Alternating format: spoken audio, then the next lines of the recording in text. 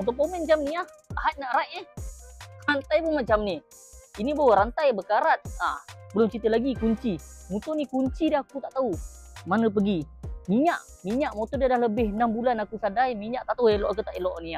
Tak faham nak kena buang balik minyak lama masuk minyak baru. Macam ni lah komen.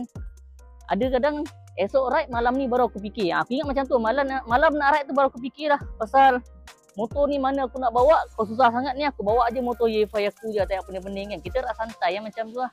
Nak cakap pasal ride Ahad ni kan. Ni baju yang aku pakai ni. Inilah baju yang kau akan dapat waktu ride hari Ahad ni. So baru sampai.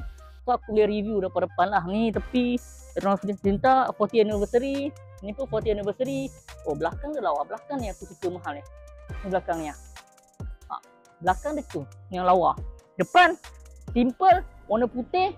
Bila pakai nampak lawa. Cakap lawa juga baju ni kan.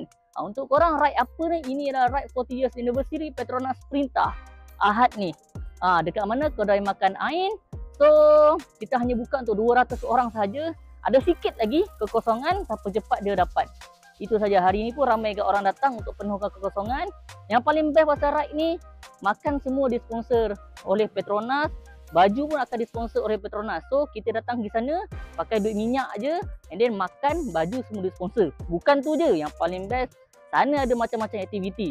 Cabutan bertuah, dapat helmet ARC limited edition Petronas Printa 40 years anniversary 2 biji.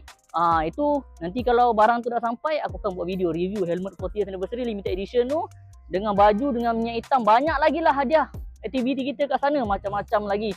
So untuk korang standby hari Ahad ni, mana dah beli tiket, kita jumpa hari Ahad ni nanti. Yang mana yang nak follow ride ni, sempat lagi PM je kita orang, tak ada masalah.